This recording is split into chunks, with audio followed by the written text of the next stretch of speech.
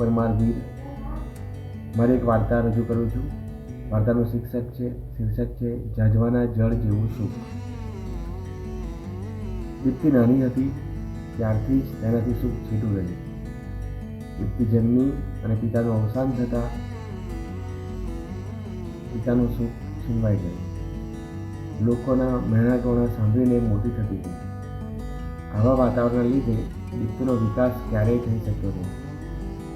દીપ્તિ દેખાવે ખૂબ સુંદર હતી, પરંતુ કરમ ફૂટેલું હોય ત્યાં રૂપ શું કામનું. દીપ્તિ યુવાવસ્થામાં આવતા મહેશ સાથે પ્રેમમાં પડી. મહેશ દીપ્તિનો પ્રેમ લાંબો સમય ચાલ્યો નહીં. સમય જતાં મહેશ પણ સારું ઘર જોઈને પરણી ગયો. પ્રેમમાં નાસીપાસ દીપ્તિ તેના માતા પર બોજ બની ગઈ. દીપ્તિ એક દિવસ ઘરકામ કરતાં વિચારવા લાગી, ભગવાન કેમ આવી કમનસીબ જિંદગી આપે? આના કરતાં તો મને જીવન જ ના આપી હોત સારું થાય. દીપ્તિની માતા દીપ્તિ માટે ગમે તેમ કરીને એક સારા ઘરનું તેડું લઈને આવી. છોકરાવાળા દીપ્તિને જોઈ લગ્ન કરવા તૈયાર થઈ ગયા.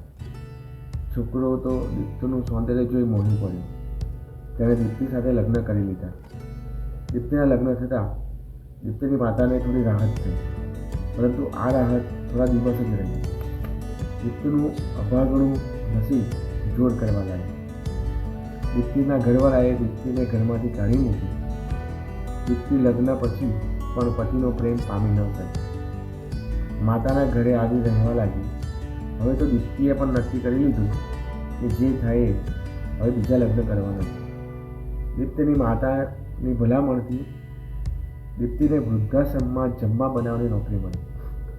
દીપ્તિ હવે વૃદ્ધોની સેવા કરવામાં તલ્લીન થઈ ગઈ.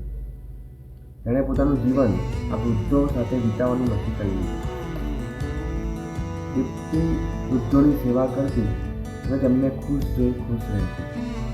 દીપ્તિના જીવનમાં સુખ જાજવાના જળ જેવું હતું. જે દેખાતું તો હતું પણ હતું નહીં.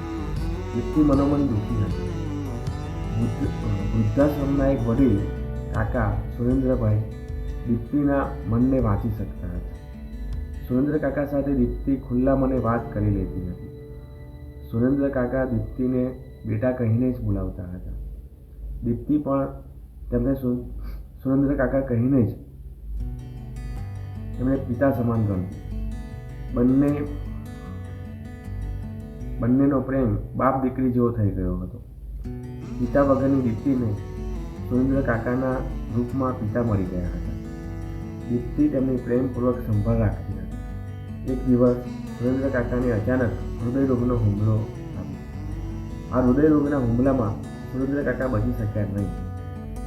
ફરી એકવાર દીપ્તિના ભાગ્યમાંથી પિતાનું સુખ છીનવાઈ ગયું.